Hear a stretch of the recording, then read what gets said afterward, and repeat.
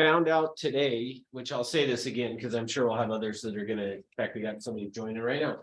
But I found out today that we can't do the class on Thursday, that somebody else had booked this room and I wasn't aware that they did. Or Yeah, maybe it's I not could- email come out or. Yeah, I kind of, so anyway, I mean, so we are gonna be doing the class. I knew we were doing the mandatory residential at 1 o'clock in here, but I thought we could do this first and then that, but anyway, it looks like there's a double booking, so I don't know when we'll do day 2. We'll figure out after this, but should be able to give you some good information today anyway, to at least get you started on this process. So here's probably where I want to start with, is one of the things that you will hear if you have not heard already in real estate, which Nicola, you probably heard it, and I'm trying to see who else we've got online. Some of the others may have heard it as well, but is one of the things that that you're either going to hear agents say, or you will have said yourself, is that buyers are liars. You ever said that or heard it said? Heard it said. Yeah. Okay, so that is actually not true. Just so you know, that buyers are not liars. The issue is really, if we tell the truth, is that the agents typically, and don't be offended by this, but agents typically are just not very good communicators. And because we are not a very good communicator, what that creates then is this scenario. And so let me do this now. So the top 3 complaints about real estate agents. Oh, actually, before I do that, so for everyone that's on Zoom, which looks like we got quite a few now, will you guys please throw in the chat box your first and last name so that I have a record of who was at the class? I would appreciate that. But so here's where we're going to start with, and I'll probably say that a couple times just to remind all you guys on Zoom to throw your name in the chat box. But here's where I want to start with on this. Top 3 complaints about real estate agents. What do you think they are? The bad communication. Okay, good. It's all 3 of them are tied to communication. So You haven't but heard from them in a long time. there's some specific Where are things. they? Okay, good. So the first one is you're on the right track, is that we don't return calls. Okay, so that's the first complaint that we get. The top complaint about real estate agents is that we don't return calls. Number 2 complaint about real estate agents is that we don't listen. So the number 2 complaint is that that agents don't listen. And then number 3, which is tied to that as well, is that we waste their time. So the third complaint, top 3 complaints. Number 1, we don't return calls. Number 2 is that we don't listen. And number 3 is that we waste their time. Now, with that in mind, keeping that in mind as we talk about this, remember what I said is that agents will say about their clients that buyers are liars. And I said to you, that's not true. The issue is not that buyers are liars. It's just that we typically aren't good communicators. Well, what I mean by that is because of this is how is it possible that we would say buyers are liars, but the client says agents don't listen and we waste their time? So how do we have this dissonance of we're saying buyers are liars? On the other end of the spectrum is we've got the client saying that we don't listen and we waste their time. Any thoughts? Difference of perspective. Okay, difference of perspective. Okay, good. That's part of it. Good. How about on Zoom? Any thoughts from you guys? We don't ask good questions, so we don't know what they're really looking for. Perfect. Sorry, I turned it up because I thought it would be too quiet and then it was too loud. So perfect. Sorry. No, you're good. It wasn't you. I had it turned up. Had the volume down and I turned it up and went too loud. So, okay, good. Yeah, we don't typically ask enough questions. Nick. I think that's what it is. I mean, you think they're not telling the truth when in fact you just don't know the whole reality. Perfect. You haven't dug deep enough, or there's still a wall up somewhere between you and the client. Good. Now here's where this comes from. So this is the first place I want to show you guys. Where this comes from is this. The way that your brain works is like this. 10% of who you are is conscious. Okay. 10% of who you are as a personality is conscious. 90% of who you are is unconscious. So 10% of who you are is conscious, 90% of who you are is unconscious. So now, with that being the case, here's what happens is at the 10% of who we are, this is where things are logical. They're reasonable, they're rational, all of that kind of stuff. So in the 10%, the conscious part of the brain is where the logic resides, okay? Down here in the 90% is where the emotion comes into play. Now, is buying or selling real estate an emotional purchase? 100%. Yeah, it is. And so here's what happens is where this comes from, this whole idea of that we don't listen and we waste their time, where it comes from is that 10% of who we are is conscious, 90% is unconscious.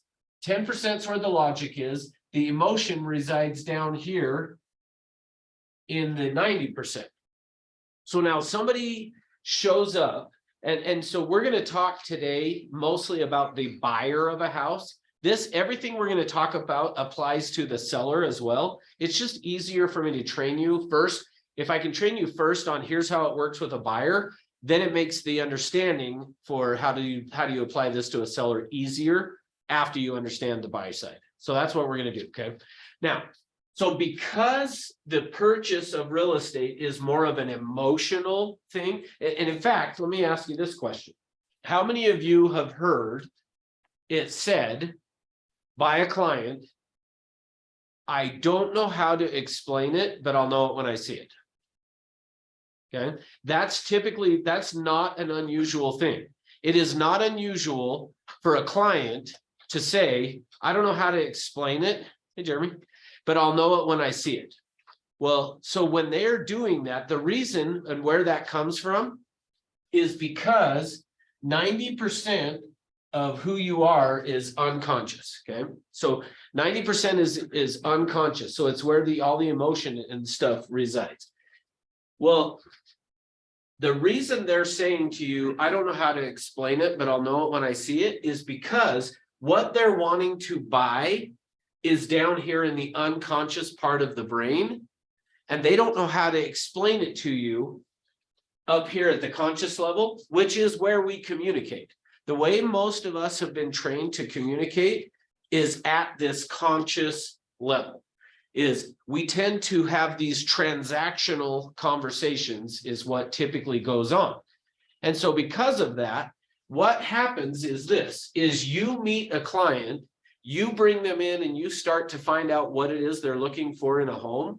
And as you now are starting to find out what they're looking for in a home, they're going to tell you at this conscious logical level, or they will say, I don't know how to explain it. Like they don't say this, but they're going to do their best to explain it, but they don't know how to explain it because what they're looking for resides down here in the 90%. So they do the best that they can, which is explain it up at the logical part, the conscious level of the brain. Now, once they've done that, here's how this happens. So they communicate it over here. This is now you. 10% of who you are is conscious, 90% of who you are is unconscious. So they tell you what it is that they're looking for in a home. You hear it at this level. Then you take what they've said and interpret it down into what it would mean to you at this level. And we now then think that's what they want in a home. So let me make sure that you guys are clear and say this again. What they want resides down here in the unconscious part of the brain. They don't know how to put it back together to tell you what it is that they're looking for. So they do the best that they can. You hear it, then you interpret it down to you. Now, usually what I like to ask at this point is it okay if we let them buy the house they want? Oh, yeah, Not the one you think they should buy? yeah, that's the goal. Well, so we always laugh at that and we go, well, yeah, of course, that's what we're going to do. But what I just explained to you, we actually don't, how we get in the way and why we then say buyers are liars is because they want this, they say it to you this way, you hear it and interpret it totally different, not always, but totally different usually than what they said. And so now you think you know what they want. You go out and show them properties based on what you think you know what they want. And it's not really what they want. And so what happens is you then, and I'm going to give you an example of this here. I'm going to give you an example here. You then start to talk about it in terms of why it would be important to you. So you now start talking about why it's important to you. And that doesn't resonate with why it's important to them. So they feel like you didn't listen and you keep wasting their time showing them properties that don't work for them. Now, so let me give you an example. Let's say, and don't read into, like, don't try to give me the right answer because I now have explained this to you. So go back to before I explained it to you. And what I want you to do is hear this from the standpoint of how you would have handled it before we had this conversation, okay? Now, so let's say that we met. I'm a buyer, you're my agent. I come to your office to meet with you. We sit down and we start to meet. In the process of us meeting, you ask me whatever questions you typically would ask to find out what a buyer is looking for in a home, which, by the way, a lot of times what I will do, I'm not going to do it today, but a lot of times I will have you guys write down the questions that you typically do ask to help you know what I would be looking for in a home. And then later on, we could go back and I could show you how the questions typically we ask are more about us than they are about the client. And we'll explain more about that later. But so I'm in your office. We've sat down, we've exchanged niceties. You're now asking me some questions to help you know what I'm looking for in a home so that you can then go on the MLS to try to find properties that will meet my needs and then take me out and show me those properties. Like that's the process, right? Okay. So let's say that we meet at the office, we sit down and we talk, and as we go through this, I then share with you that here's what I'm looking for in a home. Now, granted, we would probably have a deeper conversation, but let's just kind of keep it pretty basic. That at the end of this meeting, I tell you what I'm looking for in a home is that I want to buy a home that's high on a hill with a view of the city lights. Okay. So now what would most agents then go out and show me in terms of properties? And you don't need to tell me like specific areas. You don't need to tell me, oh, up above this, like I don't need cities. I don't need neighborhoods. Like just in general, what would you go show me? If I said homes high on a hill with view of city lights. You're in my office? Yeah. I'm gonna bring it about the computer, we'll do it together, so you can guide me and show me what you're interested in. Okay, so we sit down, we pull it up and I'm like, I would okay. let you guide at the beginning, I think letting the client guide is important because then they go the directions they want to go. Okay. And then you can, as an agent, maybe refine later as you find the details out. Okay, but let's say that I said just high on a hill with a view of the city lights. I haven't go city lights. Right. Like that's what people are gonna do, right? We're Yeah. gonna go out and show them, we're gonna go get on the MLS and go, okay, where are the areas that would be high on a hill with the view of the city lights? You go to Harriman, you can go to east side, you go, depends on you want west or east. Okay, so, and like I say, I'm not as concerned about that as much as just, you're gonna go now try to find homes high on a hill with view of the city lights. Yeah, I would actually go on MLS and sort of find all the homes that, are on. like, On a hill. Outside hills, yeah, that are kind of facing the city. And that's Okay, what I would do, yeah. So that's what we would do, right? Yeah. Okay. Sure. Now, that's typically what most people would do, because again, what they want in a home is not necessarily that, it's just that's how they explain it.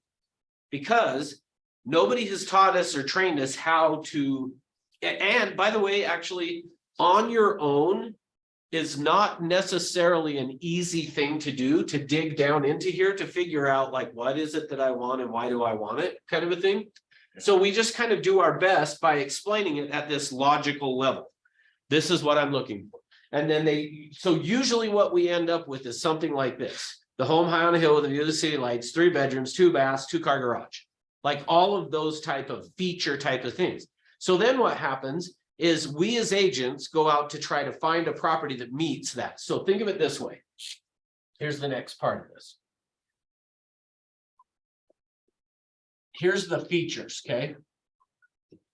So I have said, I want to buy a home high on a hill with view of the city lights. So the features is gonna be, I'm just gonna put hill, view. 3 beds. 2 bath. 2-car garage, whatever, okay? So I've said that's what I want. You then typically, and again, what most agents do, which is fine, is and part of it is because we just don't know any different. So we're gonna go on the computer, we're gonna find homes that meet this criteria. Go ahead. You'll have to ask more questions, I would imagine. That's kind of a goal, maybe, right? Well, for sure, we're gonna, that's what this whole thing we're gonna talk about, but it's not just necessarily asking more questions. It's more targeted questions that have a specific purpose. Right. Okay? Cool. So with that. So they show up saying high on a hill with view of city lights, 3 beds, 2 baths, 2-car garage. You then go out and look for homes that are high on a hill with a view, 3 beds, 2 baths, 2-car garage. Great. We go out and look at them. As we go out and look at them, we go see them and it's like, I don't know if I really like that.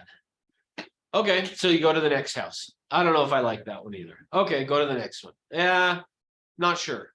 Now, I get it. Along the way, you're going to ask more questions. Like I already know all that, but just what happens in the client's mind, though, is that they keep thinking that you're not listening to them and you're wasting their time because you keep showing them these houses that don't work for them.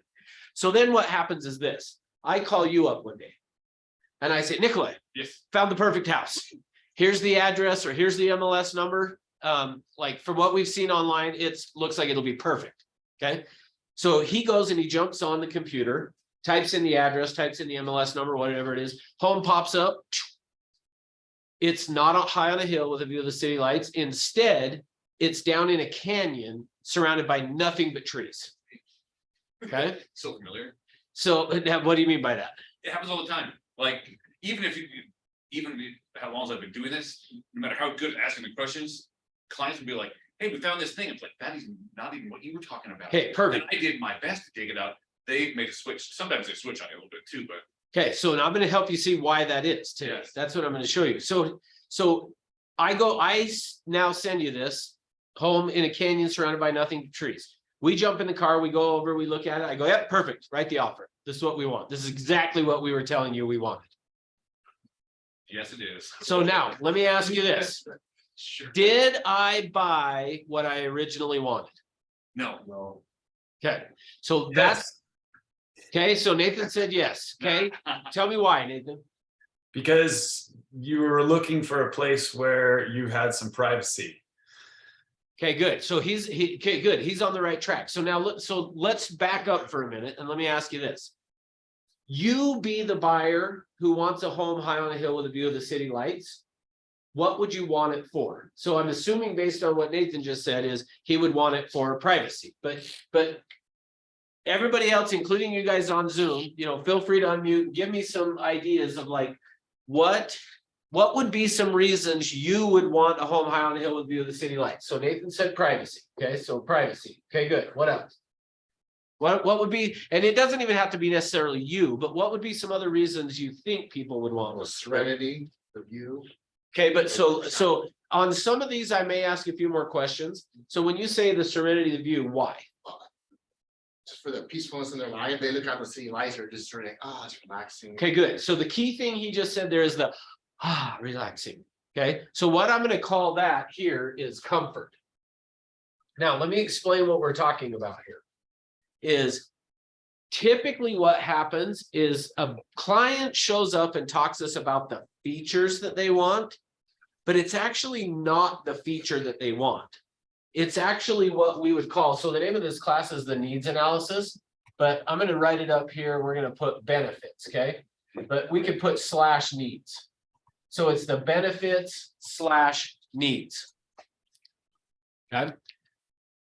Now, let's get some more. So what would be some other reasons somebody would want a home high on a hill with a view of the city lights?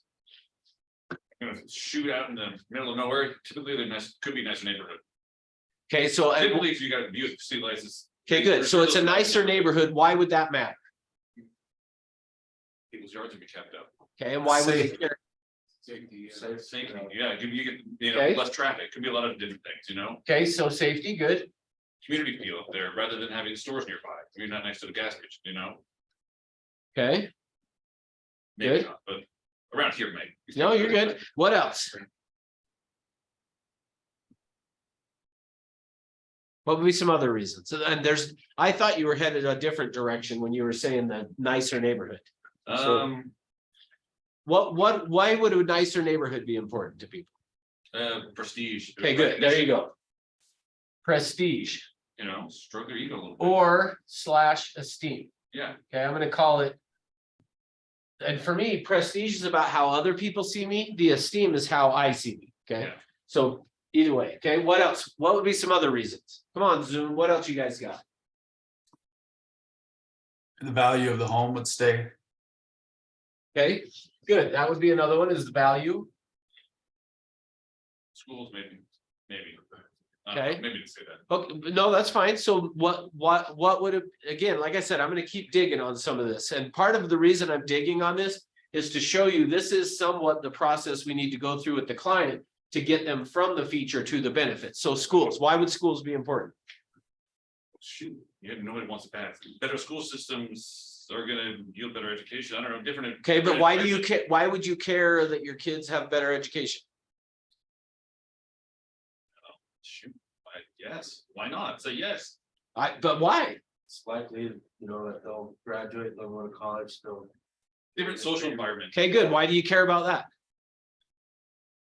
Want to surround them with good influence. Okay, good. I'm good with that. Why? It's going to look good as a parent. Because you want to look good as a parent. Okay, so it's back to the esteem part. Okay, but no, I think there's more to it than that even. So yes, you want to be a good parent, but why? Your children are suffering. Okay, why do you care about that? Why do you care if your kids suffer? Like, this is not how you're gonna do it with the buyer, by the way. Yeah, Okay, but why do you care if your kids suffer?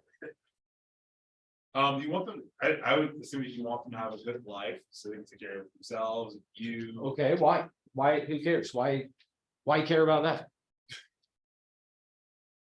Because at the end, it's not really about the house on the hill, it's about. Having a good reason, like. Taking care of your family first, maybe. Okay, good. So you're getting to the right, and why would you want to do that? Just want a good life.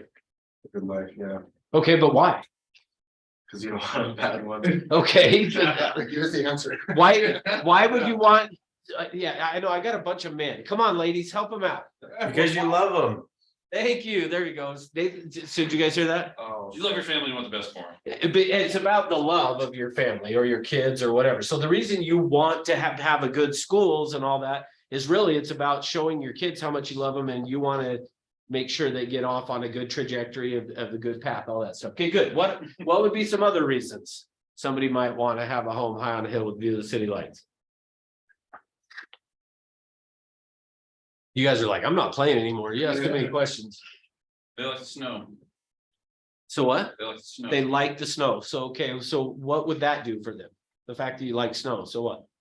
I live in a spot where I get more snow than some, and I like it because I like waking up in the snow. It's peaceful, it's quiet, it's serene. Okay, so when you go back to that to me comes back to the comfort part Yeah, of things. I guess It's that sense of ease. Okay, good, which that's good. Circling around, No, that's great. Enjoyment. Okay, what do you mean by enjoyment? Oh, shoot, I don't know, activities that are close. Okay, good. Well, Recreation is what. Yeah, that's the word I was looking for. recreation, maybe. Another one could be for recreation then. That's might true be. though. I mean, in certain areas that are closer to other Yeah. spots, How about I want to be high on the hill and away from the city lights because I want to get out of the inversion in the winter. So that one could be Right. another. So Air quality. which that would be health related. Okay, so hopefully you're getting the idea of this. So now let me ask you this. If this is really what I wanted was, I want the home high on the hill with the view of the city lights, but it's not really the home high on the hill with the view of the city lights that I want, it's the privacy. Could I get privacy from a home in a canyon, tucked away in a canyon surrounded by nothing but trees? Yeah. So if that's really what here's what I want to hope that you guys are starting to see.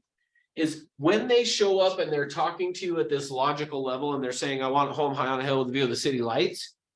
They don't want necessarily the home high on a hill with a view of the city lights. What they want is the benefit that that feature is going to provide for them. So it's not the feature that they're wanting to buy, it's the benefit. So now let me hopefully connect some dots here. Typically, when we as agents come back and say buyers are liars, and you, like you had brought up, Nikolai, about how they'll say this is what they want, and then all of a sudden they'll totally change over to here. They probably really are not changing from this over to this.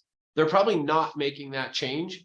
Instead, probably what's really happening is they figured out enough what they're wanting to buy. When they told you they want the home high on a hill with view of the city lights, what they want is privacy or comfort or safety or the prestige or esteem or they think it's going to keep their value up or to show their family how much they love them. They want the recreation that they would get or the health, the benefits that are going to come from it. That's what they're really buying, not the feature. And if they can find the benefit in a different feature, that's okay. Meaning, part of what I'm saying here, and I want to make sure you guys understand, is sometimes they show up telling you the feature that they want only because they don't know that there's a better way to meet that need or that benefit through a different feature. So let me give you an example of, and this is a real life one for me personally, okay? So when I first learned this process, it was 1999, and I went to a training in San Francisco Bay Area about this. In the process of doing it, we did some role play, and in the role play, somebody had asked me, describe your ideal home, and I started describing it, and they asked me all the questions, and we got down to these benefits. But here's what happened, though, is before that happened, if I had been a client and you were my agent, and you had said to me, okay, give me an idea of what you're looking for in a home, I would have told you, I want a 2-story on 1 acre of land, and I want to have a swimming pool in my basement. Okay, so I would have said I want 2-story, 1 acre land, swimming pool in the basement. So you would have then gone to work to try to find that for me, which, by the way, at that point in the price range that I was looking at for a home, you're not going to find a pool in the basement in that price range, by the way. But because that's not really what I want, is the features, it's really the benefits that I'm looking for. What happened is this, is I then, a year later, bought a house. It's a 2-story. It's on a 1/4 acre of land, and there is a community pool. There's not one in my yard per se. And most agents would have said about me as a buyer is buyers are liars, because I showed up telling them. So let me make sure you understand. I would have shown up to you as the agent and telling you, I want to buy a home on 1 acre of land. Would you, if I sat down in a meeting with you and said, I want to buy a home on 1 acre, would you ever have gone and shown me a home on a 1/4 acre? Probably Not not. initially, no, not with any other questions, no way. Probably not, right? So what would have happened then? So let me show you how this comes about. Is what would have happened then is you would have then taken me out and started showing me properties on 1 acre of land. And every time we went out there, which actually, let me back up for a minute. If you had asked me why even that, what is it about 1 acre of land?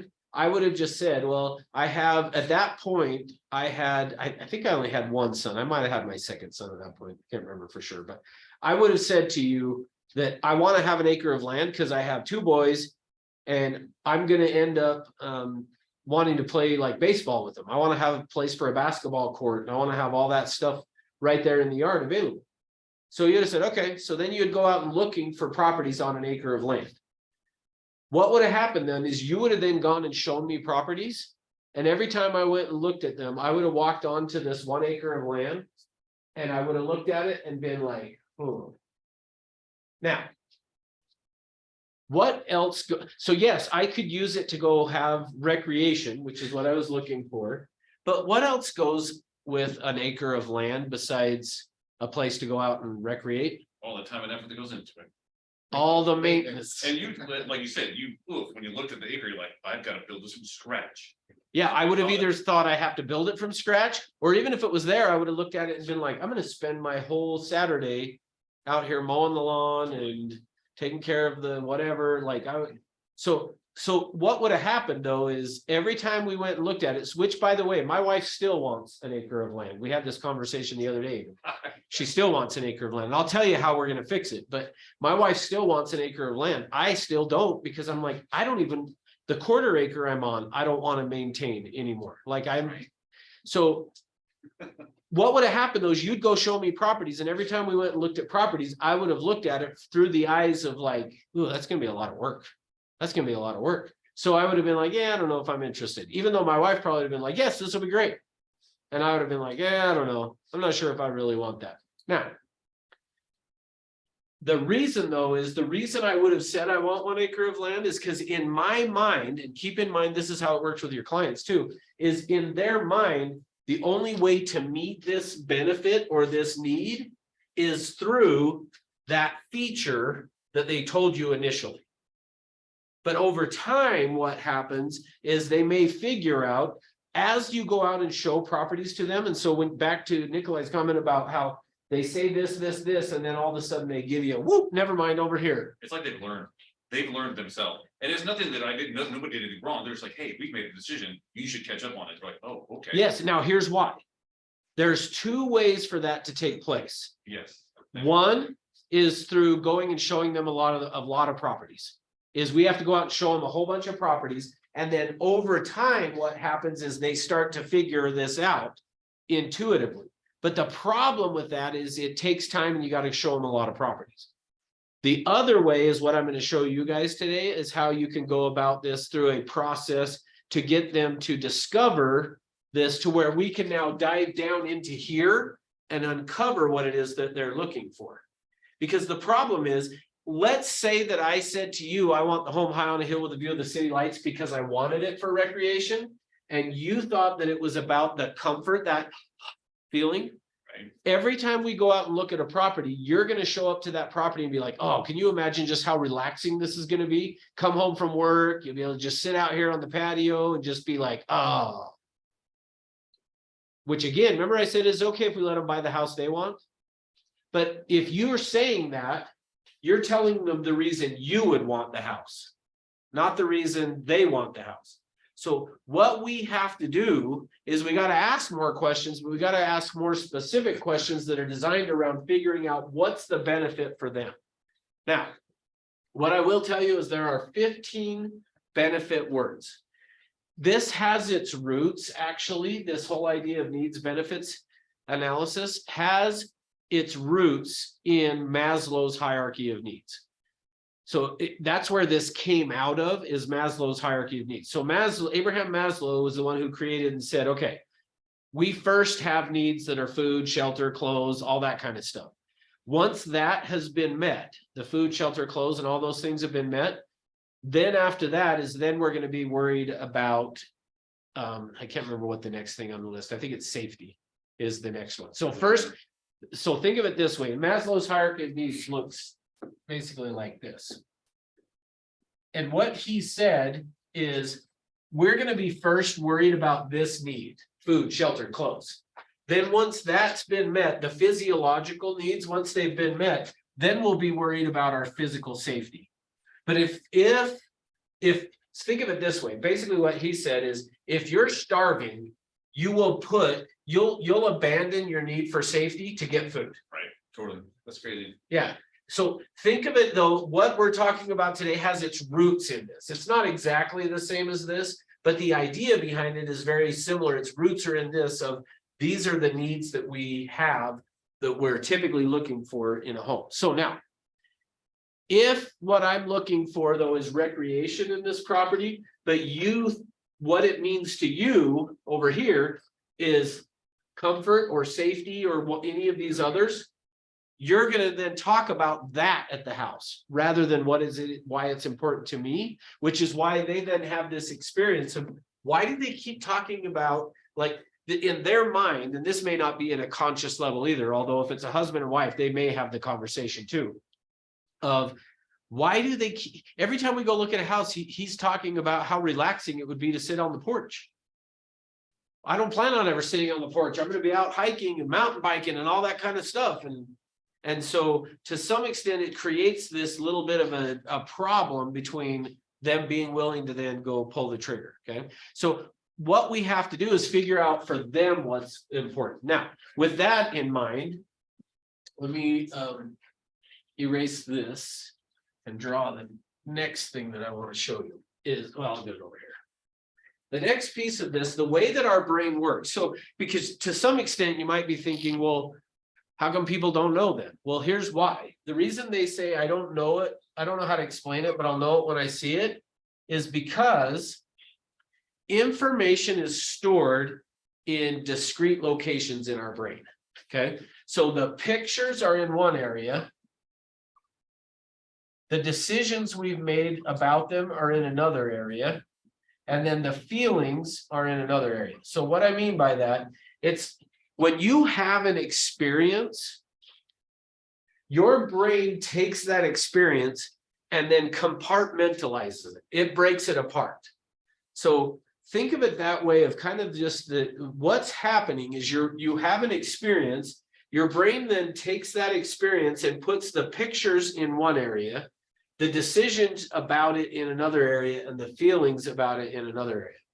That's part of what's happening, like when we're sleeping and just over time, how like when you've had kind of a traumatic experience, the reason we're able to cope with it is because over time, your brain takes that experience and compartmentalizes it, breaks it apart, puts the pictures in one area, decisions in another, and the feelings in another. That's why the client will say, I don't know how to explain it to you, is because the reason they don't know how to explain it is because the pictures are in one area of the brain, the decisions are in another, and the feelings are in another. And so they don't know how to get them back together again. So this is where I was saying, there's one of two ways that we get people to figure out the benefits, because here's the thing. If I had been your client and I walked into your office and you said to me, hey, Russ, so give me an idea what you're looking for in a home. And I said, okay, 1 acre of land, 2-story, and a swimming pool in the basement. Even if you had said to me, well, why do you want to have a 2-story? I probably would have been just like, I don't know, I just like them. Which is not true. There's a reason, and I'm going to actually give you guys, I'm going to open up my, I'm going to be vulnerable with you guys. Is that all right? Please. Meaning I'm going to open up to you like some stuff that I didn't know. Initially, I didn't know, why do I want a 2-story? What is it about a 2-story that I like? Well, I might have said to you, well, I just like the idea of the bedrooms being separate from the living area. Okay, great. But again, if you had tried to ask me and to try to nail it down onto what are the 15 benefit words, which I know we don't have 15 there, but if you had tried to narrow it down to that for me and kept trying to get, just asking me, well, but what is it about the 2-story you like? I would have just been like, I don't know. I like it. Now, the reason they'll say, I don't know, I just like it, is because what that means is it's still, the pictures are in one area, decisions in another, and the feelings in another. So it's still in these discrete locations that this information is stored. So I don't know why. And I potentially would get frustrated with you if you kept getting, well, but why do you want it? Well, and to some extent, kind of like what I just did to you guys, where I'm like, well, so in fact, Hermano, when I was, why do you want the school? Why do you care? What does it matter? Like, what was that feeling like when I'm doing that to you? You need to take pressure, yes. It's one direction. Yeah, it's kind of like, you're like, I don't know. Who doesn't want to take care of their kids? Like, that's just what you want to do. I don't know. That's the reason when they're saying that, what they're telling you is they have not reintegrated the information. When the pictures, the decisions, and the feelings all reintegrate equals something that we're going to call crystallization. Oops.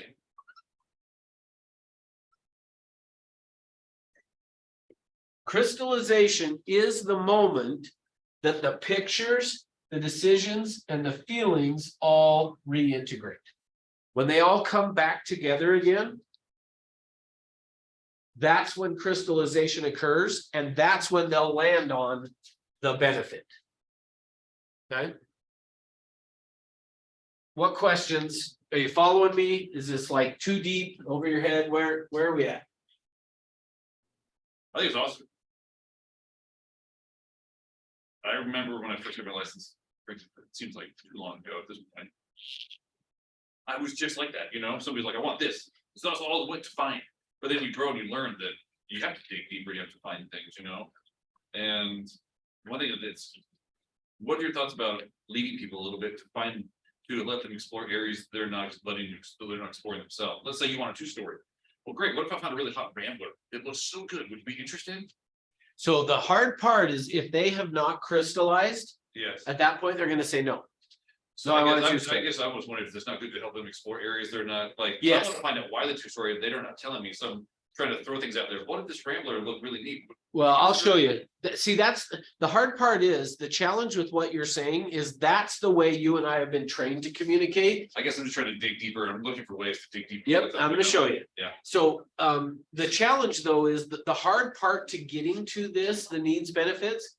Is because the way you and I have been trained to communicate is very transactional, meaning yes, no. What do you know, what if I this, what if I that, you know, how would you feel if this or that? Like, we're doing it more that way. But you gotta remember, the information is down here, so we gotta get down into this. And the way to do that is a little bit of a longer process than just asking a couple of questions. And so that's what I'm gonna show you next, is that there's a little more to it than that. Now, let me finish though. Let's finish off the benefit, the 15 benefit words, so that at a minimum, you guys will have those today. Because what we need to do, what we're talking about today is how do you go from 3 bedrooms, 2 baths, high on a hill with a view to one of these benefit words? And because here's the key thing. Once you land on the benefit word, once they've crystallized, and probably that's the better way of saying it, once they have crystallized, they're now empowered to buy. So back to what Makes you were sense. saying before is when the client's like, no, you keep showing them the same thing, and then all of a sudden they zig over to here and they're like, nope, this is what we want, and it's totally different, is because what's happened is they've now crystallized. Yes. Once they crystallize, and remember, there's 2 ways for them to crystallize. One is through what's called information loading, where we just go show them a whole bunch of houses. We keep loading them with information. And then what happens is along the way of that loading information, they all of a sudden go, okay, yeah, no, now that, because what they're doing is every time they're going and looking at houses, they're kind of evaluating them. And they're starting to kind of put little pieces together and stuff, which another way of saying that is by seeing things and talking through that. And what it feels like, they then all of a sudden will get this crystallization to occur, which is why they all of a sudden go, yep, this is what it is. Now, even though to us, it feels like this is totally different than what they said, in actuality, it's the same benefit they were looking for. Okay, so now let's finish off the rest of the benefit words so that you guys have all of them written down. So we did value. Value is about making money. The other one that's about saving money is what we would call economy. Okay, so the benefit, if they're looking for saving money, it's about economy. Okay, let's see. We talked about physical safety up here. In actuality, a lot of times when they say physical safety, what they mean is security. Security is about peace of mind. So it's about the reason they want this particular feature is because it's going to then give them peace of mind. So let me give you an example of that. Let's say that it's a mom who says, we need a fenced backyard. Well, what do you need a fenced backyard for? Well, because I want my kids to go out in the backyard and play. We might look at it and go, oh, okay, so what you're looking for is safety in the backyard. Well, yes, they're looking for physical safety for the kids, but what does it do for the mom? Gives her peace of mind. Gives her peace of mind, which is really security. The other way to think about it is when I was a kid, at least, they didn't sell security systems, they sold burglar alarms. That's right. But they changed it from being burglar alarms, because that sounds scary, to a security system. The reason they call it a security system That's is it's funny. going to give you peace of mind. That makes sense. Yep. So security is about peace of mind. All right. Let's see. The next one is convenience.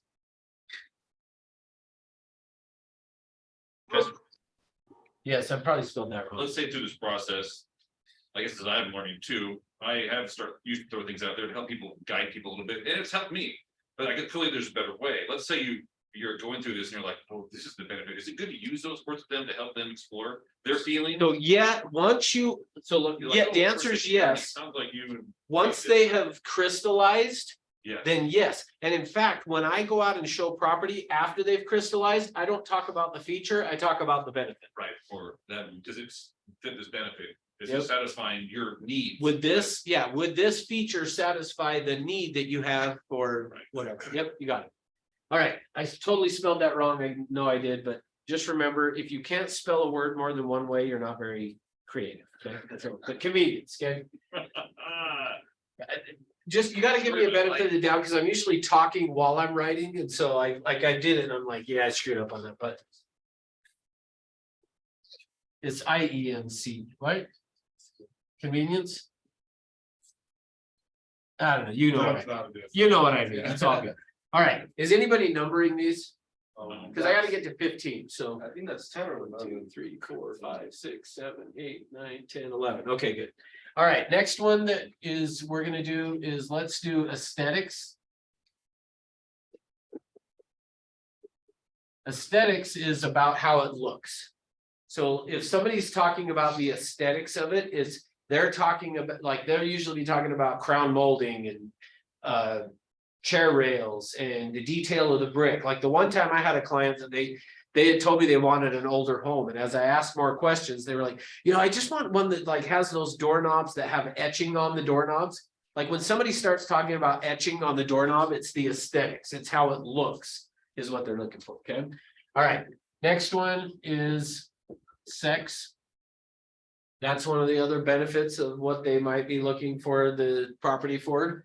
Gotta lead with that one. What? Gotta lead with that one. You gotta lead with that one, yeah. Next one is self-actualization.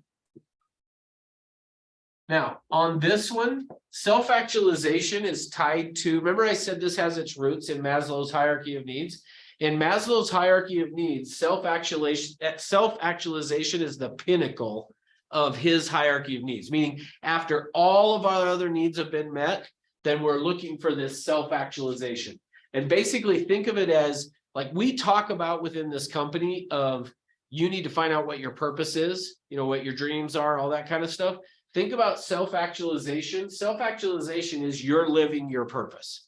When you're living your purpose, that would be about the self-actualization. So that could be, I've only seen it come up a couple times, same with sex, it's only come up a couple times with a client, but we're getting to, and same with the aesthetics, actually only once, is for me personally ever come up, but just kind of know, these are the more common, but these ones are kind of some of the, just know that could be what's driving the need behind the feature that they're wanting, okay? Yeah, the self-actualization, I mean, if you're down to somebody that's working on that, that may be a big drive for them. They may be buying this property because this is what I've been working for my entire That's time. right. This is it. Yep, that's exactly right. And so if once you land on that, then and once they land on that's what's behind it, then Yeah. they're ready to buy it. That's cool. All right, let's see. What else am I forgetting? What number are we on? That's This 14. is 15 coming up. I only have one more. Oh, shoot, what is it? What am I missing? I have 15. 1, 2, 3. Well, you 4, probably 5, counted- 6, 7. Did you count esteem and prestige as two different You ones? know what I'm saying?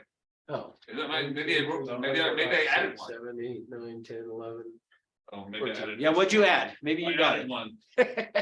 What'd you come up with? Maybe you got it, then I'm missing. What am I missing My here? scribbles are pretty tiny. Oh, I know what it is. Entertainment. Yeah. Makes sense. Usually the ones that I forget are aesthetic self-actualization are the ones that usually when I'm down to the last, I'm like, which one was it? All right, so we got the 15. So think of it this way. Part of what you're trying to do when you work with a client is you're trying to get them to narrow down into these. Now, with that being said, let me add one more wrinkle to this. The other piece of this to keep in mind is that people buy in 2s and 3s. So what I mean by that is when somebody's going out to buy, they're looking for 2 or 3 of these benefits. And it's possible that the features that they're looking for, that the benefit to the feature could be the same. But think of it as there are 2 or 3 benefits that they're looking for. So when you have a client who goes out and they're like, oh, I like this and this, but I don't like this or that. What they're really telling you is 1 or 2 of their benefits has been met, but the other 1 or 2 have not. And when you find a property that will meet 2 or 3 of their benefits, they'll buy. If it doesn't meet 2 or 3, that's when they'll go, nope, doesn't quite work. Let's keep looking. Okay. All right. Questions on that? What do you got, Zoom? Oh, let's see. Oh, sorry, I missed the chat there. Some of these. Russ, Yes. in the circle on the board, it's the pictures and what are the other 2 things that come together for crystallization? So, oh yeah, good. So pictures, then the middle is decisions and the bottom is feelings. So the Okay. pictures, decisions and the feelings, how all have to reintegrate. Okay, so now let me, any other questions actually before I go on? I'm going to explain to you. Remember I said I'm going to be vulnerable with you. I'm going to share with you guys for me and okay. So I said I wanted a home, 2-story on an acre of land, pool in the basement. Okay, so those are the 3. So remember I said they buy in 2s and 3s. Those are the 3 benefits that I was looking for in a property. Now, remember I said to you, if you had just asked me, why do you want a 2-story? I would have been just like, well, I just like the fact that the bedrooms are separate. So if the bed's not made or whatever, blah, blah, blah, that nobody would know that, you know, if you had visitors over, they're not having to walk past your bedroom, blah, blah, blah, all that. Like, that's the kind of stuff I would have said. But because I hadn't crystallized, if you had kept going, okay, well, but why couldn't you have that on a Rambler? Well, I don't know. I just, when the ones that I've seen, if you go walking by, you know, whatever, but because I hadn't crystallized. Now, as I went through this process, which as soon as I finish this story, then I'm gonna give you guys the process. How do we get people to do this? Is what happened then is in the role play with this, and somebody saying, okay, so tell me more about that. And I started talking about it. And as they asked the questions, again, in the right way, and I'm going to show you what that is, what it led to was me discovering why I wanted a 2-story. And here's what I will tell you is when you do this, they typically, unless they already have crystallized, which it is possible. Let me say this actually. Every aha moment you've ever had in your life, when you've had an aha moment, that is crystallization occurring. But not every time that you crystallize will it be an aha moment. So every time you've ever crystallized is an aha moment, but not every time sorry, I said that backwards. Every time you have an aha moment, that is crystallization, but not every crystallization will be an aha moment. So just kind of keep that in mind.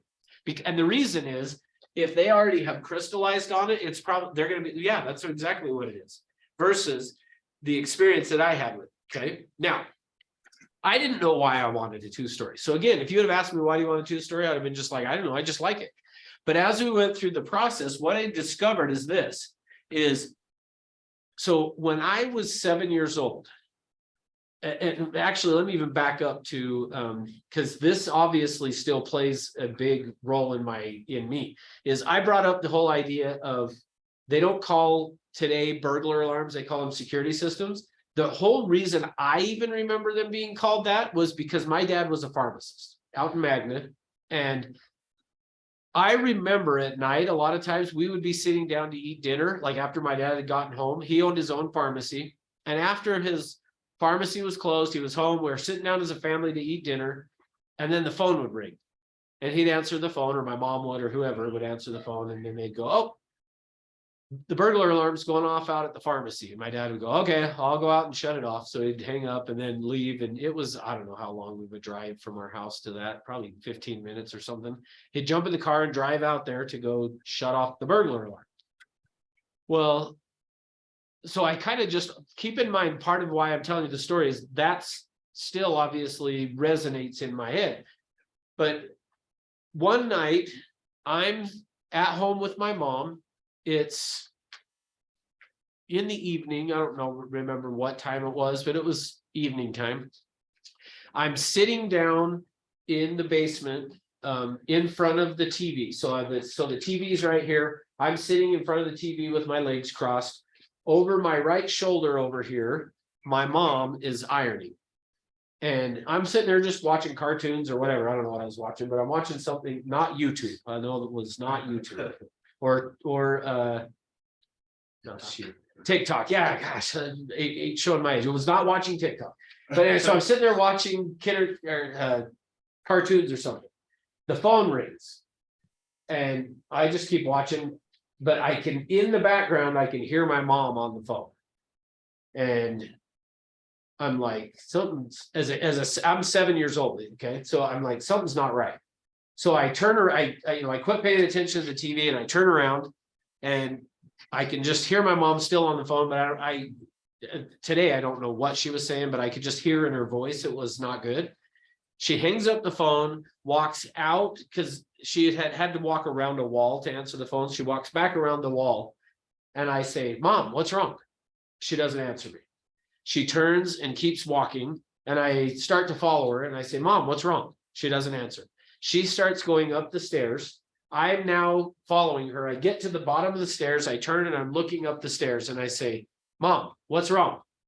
And she turns around and says, your dad's been shot. And I go, oh, like, I didn't know what that meant. Like, I mean, I knew what it meant, but I didn't know what that meant. I didn't know, is he alive? Is he dead? I don't know. So the next thing I remember, though, is my mom's making me go to the neighbor's house where my sister was. I was the youngest of 5 kids. And the 3 older ones were off somewhere. The 2 of this younger, my sister was at a friend's house. So my mom makes me go to the friend's house. And I'm like, I want to go with you. I want to see my dad. Because she was going to the hospital to see what was going on. Total side note to it. My mom drives, her brother comes, picks her up, drives her to the hospital. When they get there, she sees somebody she knows. And she says, where's Doug? Which that's my dad's name was Doug.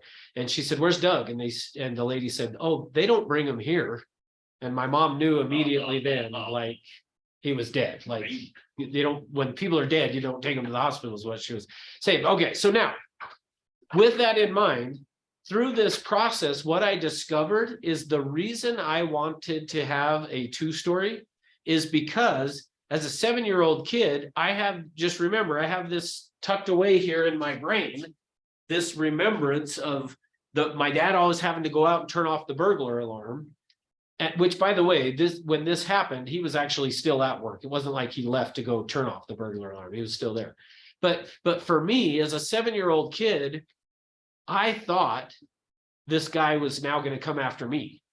And so I always was scared as a kid going to sleep at night because the way that my house that I lived in was a rambler, but it had the front yard to the backyard. There was a pretty steep slope. And so we had a walkout basement. So where my bedroom was in the basement was ground level. So even though it was in the basement, it was still ground level on the backside of the house. And just as a kid, like, I always had a hard time going to sleep because I pictured this guy was going to come. I don't know why I assumed he would come through my window. But for me, what I discovered was the reason I wanted a 2-story. I thought I wrote 2-story, but I didn't. The reason I wanted the 2-story it wasn't necessarily about my safety. It was more the peace of mind of knowing that in a 2-story, I can sleep, which I know it maybe still doesn't even make sense. Like, it's not like somebody couldn't break down the front door, like they could. But in my mind, it was like somebody's going to climb in my window and come and get me. And so, but now, how many times have you had a discussion with a client that they would have been that vulnerable with you to tell you that kind of stuff? Straight up, well, I don't know. Depends if they're expressive, maybe, but yeah, digging that out of certain people could be very difficult. Could be difficult. And so the thing is, because again, the way you and I have been trained to communicate, we aren't going to do that. Okay. Now let me quickly go to, so for me, one of the benefits, remember I said they buy in 2s and 3s, was safety. So now let's do the second one for me. I said I wanted a 1-acre lot. The home I bought is not on a 1-acre lot. It's on a corner lot. But when we dug down to figure out what was it about 1 acre I wanted, it was about the recreation. I want to be able to have a basketball court and I want to go out and play baseball and all that stuff with my boys.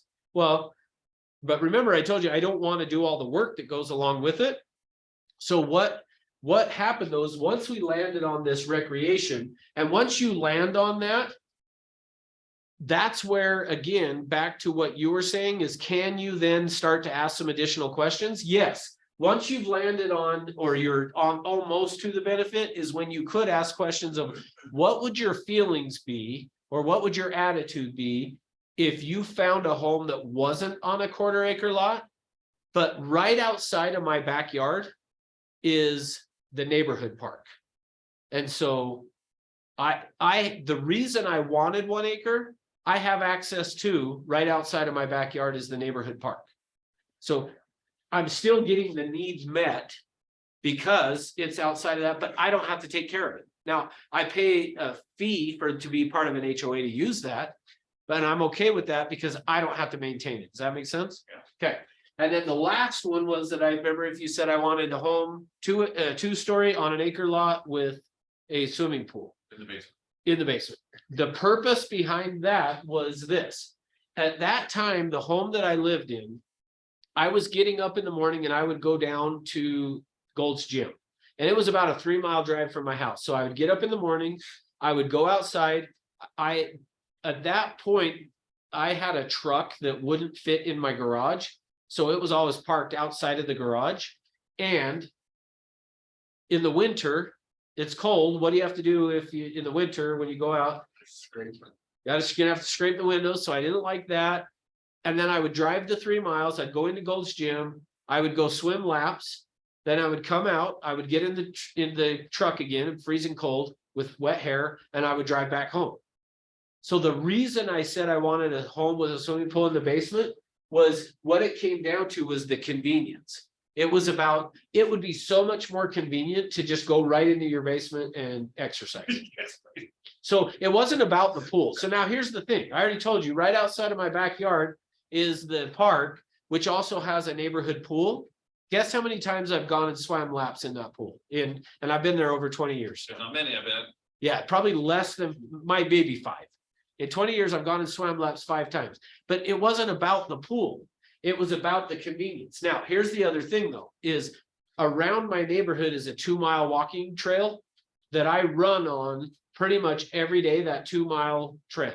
And for me, it still is back to, it's the convenience. See, what I wanted was the safety, the recreation, and the convenience. It was not about anything else. It was about those 3 things. Now, so now I can come back to what you said, though, Nikolai, on the safety. If what I was worried about is somebody climbing in my window, which by the way, I've somehow, the other thing I think that happens by discovering some of this is it actually kind of, I don't know if heals the right word, but I actually now don't want a 2-story anymore. And maybe part of that is because my kids are pretty much grown. I have 3 boys, 2 of them are married and gone. The other one I wish was married and gone, but he's only 14, so I still got a little while, but I'm also not too concerned about it. So I don't know if maybe that's it either, but my next house will be a Rambler. It will not be a 2-story. I'm not worried about that anymore, but I was when I bought. So, okay. But so let's say though, that I kept saying 2-story, 2-story, 2-story. And then this is where you could ask somebody, what would your feelings be though? Once you know what the reason behind it is, the benefit is, if you showed me a Rambler that maybe the same thing I said, maybe it has a slope off the back and the master bedroom's on the back of the house to where in essence, it is a 2-story at the back side of the house where the bedroom is, I probably would have been like, oh yeah, I would take that. That's how we go from, I want a 2-story to then they go buy a Rambler, is because it's meeting this benefit. All right, questions? Okay. Seems like if you can get it down to that level, you can give yourself more options as an agent, so you find out what they consider to be their safety button. You may be able to satisfy it in different ways they weren't thinking about initially. That's exactly right. Yep. Okay. Because you, like you said, you figured out the yeah. You didn't mind the HOA taking care of all your space that you can just use and not have to take care of, you know? Yep. There's your acre, is the public space, You got it. right? So, okay, so now how do we do it? That's what I'm gonna give you now. So here's the process. The first thing that we're gonna do is, in fact, actually, let me draw this back up here, the brain. The pictures. The decisions. And feelings, okay?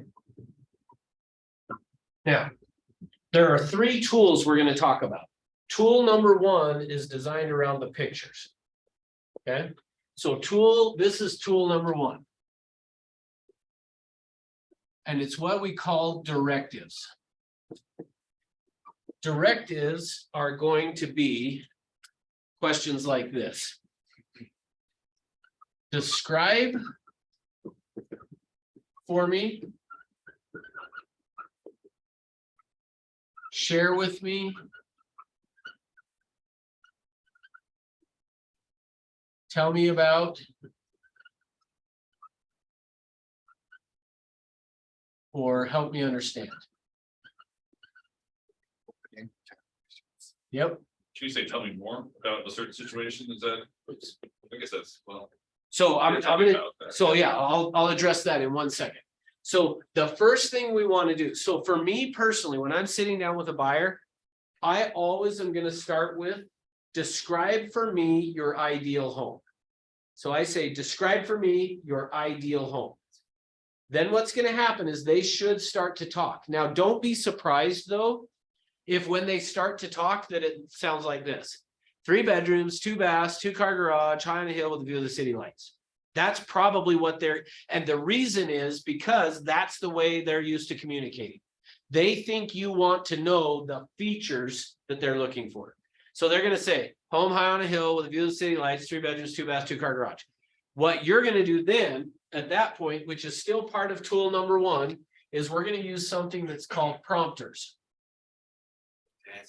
Prompters are, say more. What else? Keep going. Things like that, okay? That's not all inclusive, but so say more, what else? Keep going. So what you are gonna do then is you're gonna say to the client, describe for me your ideal home. They're gonna say 3 bedrooms, 2 baths, 2-car garage, high on a hill with view of the city lights. And I'm gonna go, okay, that's great. Tell me more. Or that's great, keep going. Or that's awesome. What else? So we want to make sure the other piece of this as well. I'm just going to abbreviate it and put PF, but that stands for positive feedback. We want to give them positive feedback. So as they're telling us, we want to be like, oh, so 3 bedrooms, 2 baths, 2-car garage. That's great. What else? What you'll notice is this. When you do that, they'll go from, and I hope you guys on Zoom, I don't know how well you can see me. I'll get a little closer here. But what you're going to notice though, when you say to them, what else, or keep going, you're going to notice they go from just like looking at you, Urbano, and say 3 bedrooms, 2 baths, 2-car garage. And then now say to me, that's great. What else? That's great, what else? What you're going to notice is they'll do something like this. Oh. Well, so I would want to have some land available. Like what you're going to notice is they'll start to actually think. They're digging for you. And what's going to happen is I'm not as concerned of are they looking up, down, and like sometimes people say if they look this way, they're lying, and like I'm not concerned about that. Like for me, it's just you want to see that they go, oh yeah. And then what you'll notice if you just watching their face is they start to think, which what that tells you is they're now starting to do this. Go ahead. Well, yeah, they're not just giving the pre-programmed elevator response that they've told themselves for so long. Now they're digging for the whys. That's right. They're gonna go, oh, okay, yeah, sure. And what it does is it lets them know you're really interested. And so they go, oh, okay, well, yeah, so let's see. Well, in addition to that, then I would want a family room. They'll start telling you a whole bunch of detail. Okay. Now, let them get all this detail. And sometimes though, an agent will be scared when I'm saying this of like, well, they're going to describe something we'll never be able to find. They'll have to go build a house. No, that's not true. What happens is this. think of it this way.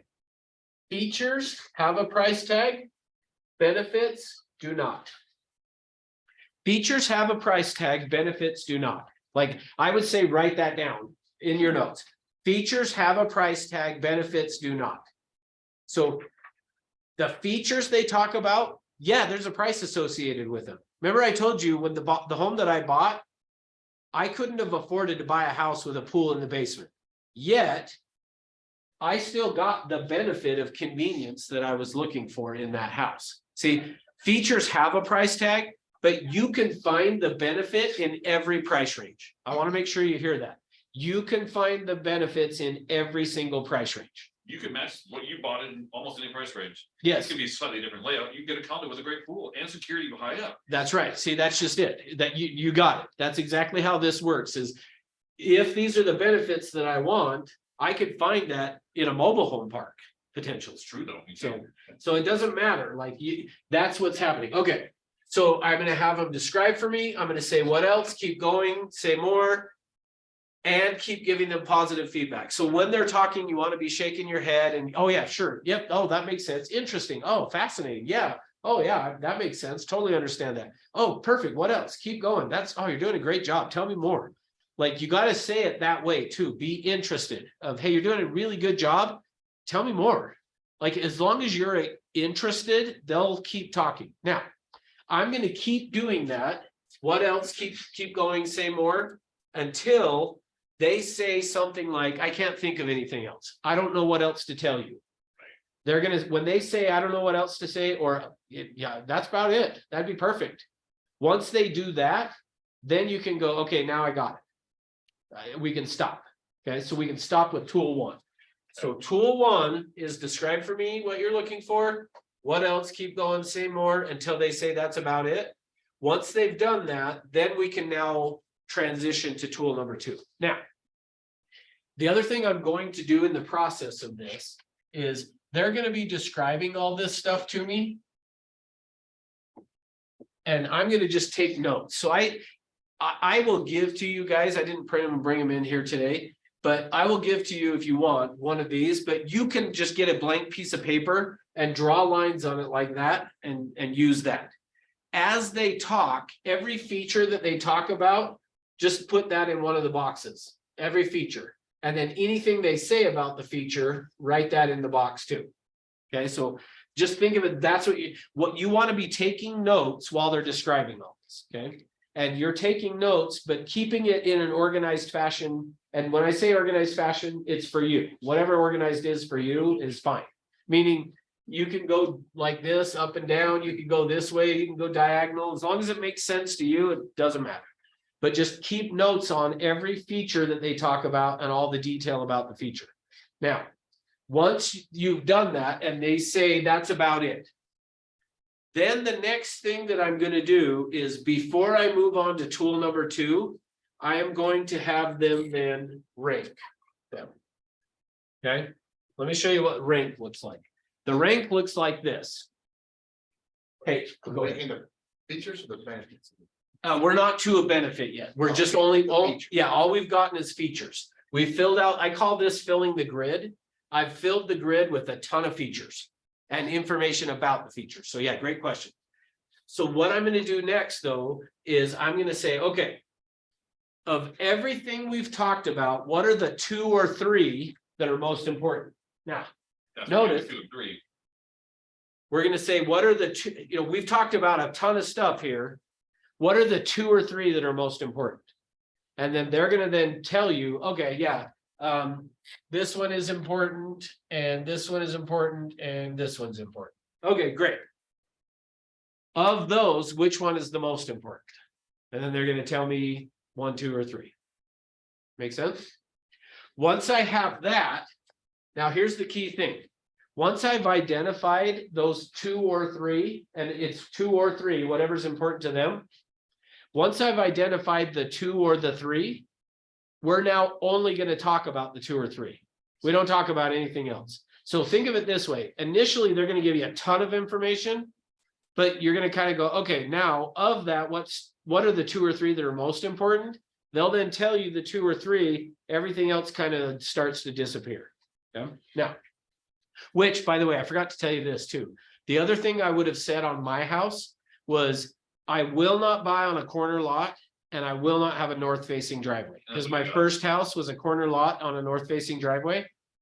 So when we went in to get this house, we were having it built. And it was gonna be it is west facing. And I was like, okay. That's good, but it's also on a corner lot, which I did not want. But it was the only way we could get in a cul-de-sac in this neighborhood was on the corner lot. And I was like, okay, but at least it's not a north facing driveway. Well, then my wife goes to the construction meeting and I told my wife, you make whatever changes you want. I don't really care. I'm going fishing. And I went up to the Green River to go fishing. So I'm up there fishing. I get back and my wife's like, yeah, you should not have sent me there by myself. And I was like, why? She goes, because I had to make too many decisions that I wasn't sure if I was making the right decision. I said, well, like what? And she said, well, one of the decisions was in order to have a 3-car garage on that lot, because of where the setbacks are, we would have to turn the garage and face it to the north. And I was like, well, I don't want it facing to the north. Well, we can't have a 3-car garage if you don't. And I was like, but I don't want a north facing driveway. Well, do you want a 3-car garage? Well, yeah, guess you're gonna have to deal with it. Okay, I'll deal with it. And then she said, the other thing is they told me I should extend the garage for 2 feet. So I did the 2-car garage 2 feet, but not the 3rd-car garage. And now I'm like, we should have done the 2-car garage 4 feet. Anyway, but my point is, no, initially I would have told you I will not even consider a corner lot or a north facing driveway yet. I bought a home that has corner lot, north facing driveway. Now, why? Because I got the 2 or 3 benefits. See, I would have told you that was crucial, but if you said to me, okay, of everything we've talked about, what are the 2 or 3 most important? 2-story, 1 acre, swimming pool in the basement. So notice, all of a sudden, even though I don't like it, the fact that it was on a corner lot, that I didn't like the fact of a north-facing driveway, I accepted it because it had the other benefits I was looking for. Just too strong in the areas that meant to the most to you, I guess. That's right. As once you get the 2 or 3 met, they'll compromise on some of the others. Okay. All right. Now, tool number 2. So tool number 2 then is going to be, so this is number 2. What we call modifiers. Modifiers are who, what, when, where, how. Okay. Modifiers are who, what, when, where, how. So now that we've got these 3, the 2 or 3, I should say, the 2 or 3 features that we're going to talk about, I'm now going to ask them questions about those features. So think of it this way. Tool number 1 was about getting them to access the part of the brain where the pictures are stored. Tool number 2 is designed around getting them to access the part of the brain where the decisions are stored. And what I'm going to do then is say, I'm going to ask, and typically you're going to ask between 5 and 7 of these per feature. Okay. And so I usually start it with saying, okay, let's say that it was the kitchen. Let's say that somebody said the kitchen was one of their top 2 or 3. I'm going to say, picture yourself in the kitchen. Tell me what you see. So I'm going to start with a directive. Even though it's not written up here, if you said to somebody, picture yourself in the kitchen, tell me what you see, you're giving them a directive. Picture yourself in the kitchen, tell me what you see. They then start to tell me what they're seeing. From there, I can ask, well, who's going to use the kitchen? How often do you use the kitchen? Where will the kitchen be located? What appliances? How many cabinets? What would the layout look like? What kinds of things do you do in there? What appliances do you going to have? What would the flooring look like? Like, I'm just going to ask all kinds of decision type questions. You follow me? Yep. Okay. And I'm going to ask somewhere between 5 and 7 questions. Okay. Of who, what, when, where, how questions. Who's going to use it? How are you going to use it? Where's it going to be? What's it going to look like? What kinds of things do you do there? How often do you use it? What would the arrangement look like? How, how many this, how many that, how big.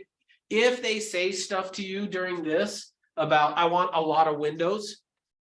Well, to me, this is a lot of windows. But if they say, I want a lot of windows, remember, their interpretation of a lot might be different than What's your yours. survey adjustment? What's your interest? So you have to say, you mentioned a lot of windows. So under here, I would say, you mentioned a lot of windows. How many would you say are a bunch of windows? Or a lot of windows? They might say 2. Well, that's not necessarily a lot to me, but if to them it is, okay? Let me give you one other quick example of that. I had a client that said, I want a big kitchen. I said, okay, I know what a big kitchen is to me. How big is a big kitchen to you? And she said this, which don't be surprised if you get this from people. Well, I don't know the dimensions. I couldn't tell you dimensions, but it just needs to be big enough for me and my husband to both be in there at the same time cooking and stuff. I go, okay, well, what? So kitchen. Yeah, so I said, okay, but like in relation to this room, that's how I always do it, is if I'm in a conference room, I say, in relation to this room, what would it be like? And no lie, she goes, the kitchen would probably be about like, you know, this.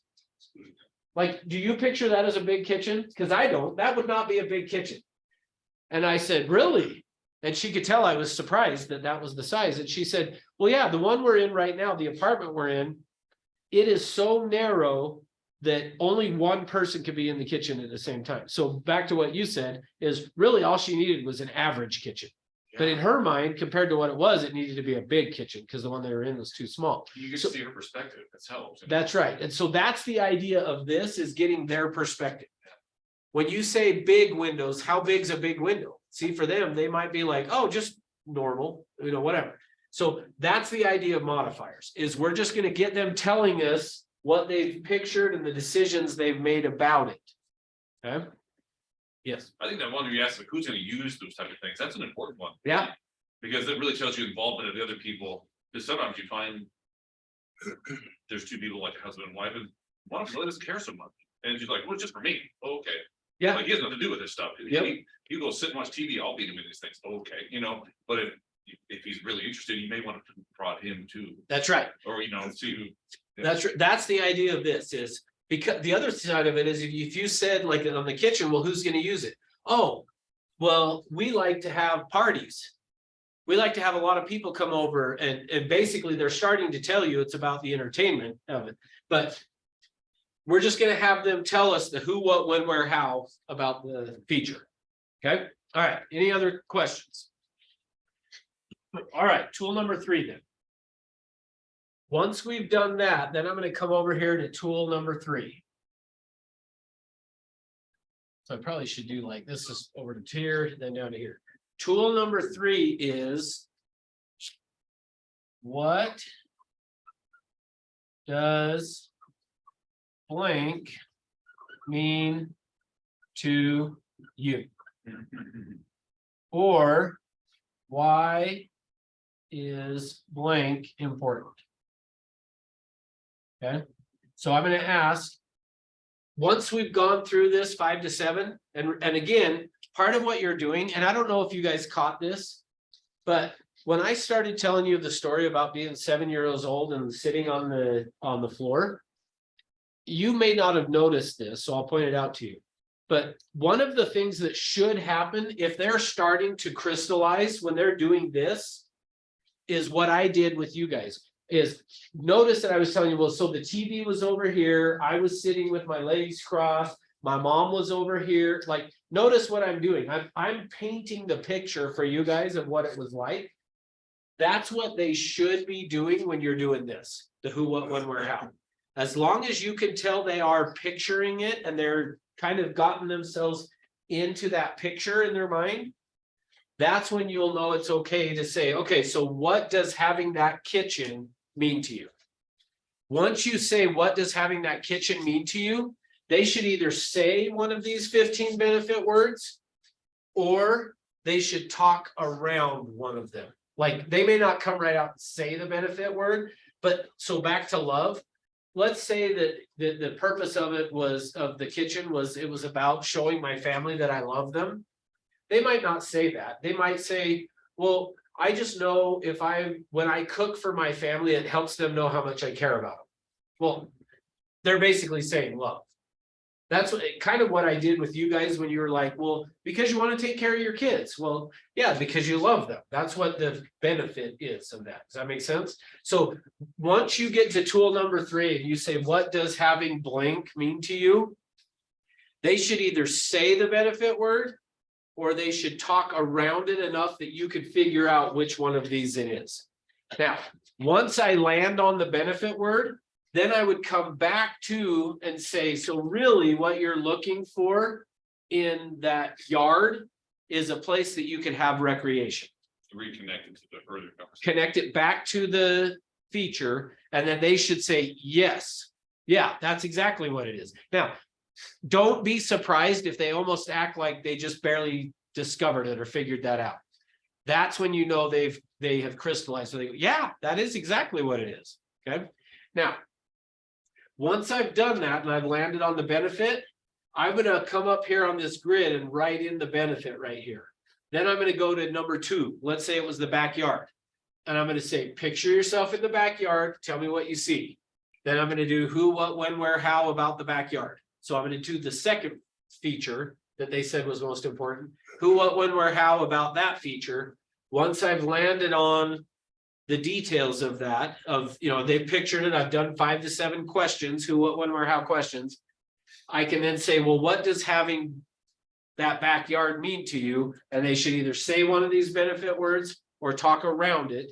And then you can say, perfect, I'm gonna write that, then I'm gonna go to the next one, which let's say it was the basement. What, picture yourself in the basement, tell me what you see, great.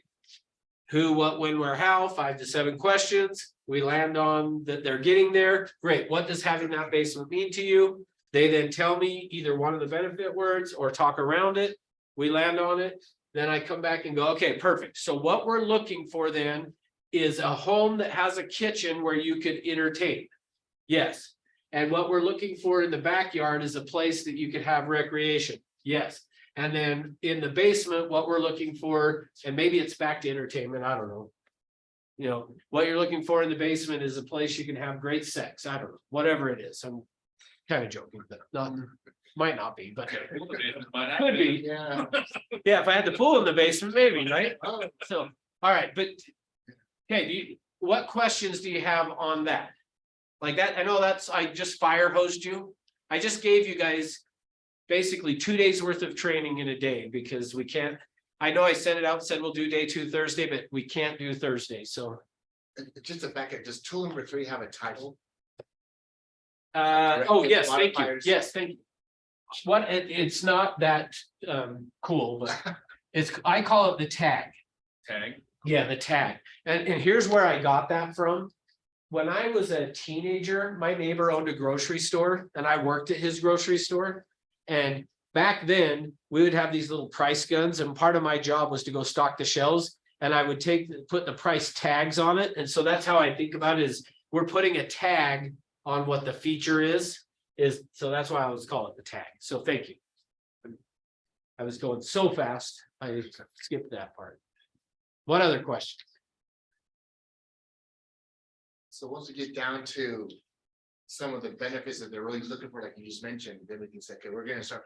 You start to narrow it in, okay, let's go look for that house that has all these. Yep, yeah, so basically what I'm gonna say is, okay, now, once I know some of this too, is when I could start to say, so let me give you an example. Let's say that somebody says they wanted a 3-car garage.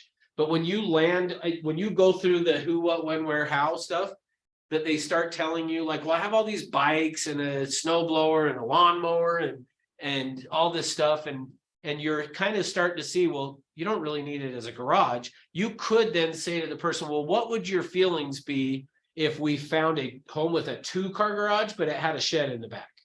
Or yeah. And if they go, oh, yeah, that would work. Okay, well, so now we don't really necessarily, we can look for a 2-car garage as long as it's got a shed. Or I might say, what would your feelings be if we found one that had these other 2 benefits, but it didn't have, you would have to build the shed. How would you feel about that? Like, you're just going to ask additional questions to see how much leeway do I have on some of these features to meet the benefit. Because keep in mind, the features provide the benefit. So it's not like just because we landed on the benefit, we don't need anything even close to the feature. You still gotta meet the need, but it's possible to meet the need through it instead of high on a hill, down in a canyon. So. Yeah, great question, Greg. What other questions?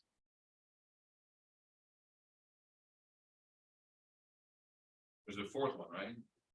Fourth one, Fourth tool?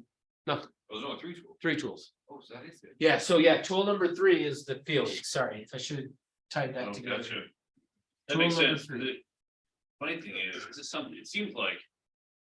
Something I scratched on a while ago, some of these things I've run through, but this is more in-depth look at it, but this is really nice to see it kind of laid out. Yeah, Because I'd run through some of these as scripts, and this is kind of how the scripts are designed, but we never broke down exactly why. You could kind of tell why, but we weren't sure. This is a realization. I realize if you're not a rapport with somebody when doing these, maybe on the seller side, it comes up too early. Some of these questions can be guarded. I guess you really have to be a reporter, get people to let open on these. yeah, so good point. Yeah, the other thing that I like to do before I start this is ask for permission. And so I will usually say to them something like this. In order for us to determine whether or not I can help you, I need to ask you some questions, maybe things that are personal, maybe things you haven't thought about. Maybe, is that gonna be okay? That's a great way to lead in, So- because it is very personal, and if they're guarded in the wrong situation, they won't open up like. They won't open up. And so I always start it with, in order for us to determine whether or not I can help you, I need to ask you some questions, may feel personal, maybe things you haven't thought about. Is that gonna be okay? Because then later on, if they go, I don't know, I haven't thought about that. You've already told them and that they already now know, oh, yeah, but so, okay, I get it. Yeah. Good, That's great. I really appreciate it. okay. Take a look inside your brain, see what you got going on. It's good. There's good stuff. It's kind of cool, huh? Yeah, Okay, all right, well, guys. Hey, thanks for being here. So no class on Thursday because somebody else is using the room here. So, and I have to be in part of that, so. Is that class a 3-hour class? So, yeah, but then at 1 o'clock on Thursday is gonna be the mandatory residential. It's a 3-hour core CE class. There's nothing at 11. No, it'll start at 1 o'clock. There is something at 11, but it's not for us. Oh, I guess I do have a question. Yeah. Because in this one, the tag says, what does that mean to you? And that's kind of where the tool number 3. Somebody was saying, I think this is 2 parts, like, how would that make you feel? And if they say, well, this is what it means to me, is it good to follow up and reinforce it more, or just kind of let it be? Asking them how it makes them feel. Does it really matter in the scheme of things, or just No. drag it out? Not too much, but I think it drags it out. I think if you just, what does having that mean to you? I started trying the feeling things for a bit. It seemed like you drag it out. I didn't know what your thoughts. but Yeah. Probably too much. Yeah, I feel like it's too much. Yeah, And you're asking so many questions. Yeah. It's very. It's emotional for people. This is an emotional ride for them. When I start describing things like this. yeah. It can be. Yeah, Yeah, for sure. like you said, you got back to your burglary thing. Yeah. In your mind, there's stuff going on. There's some emotion and Some stuff deep- attached to it. Yeah. Yeah, exactly. Yeah, Okay, thanks for being here. thank you for having us. So, I'll let you know on the, well, we're not doing Thursday.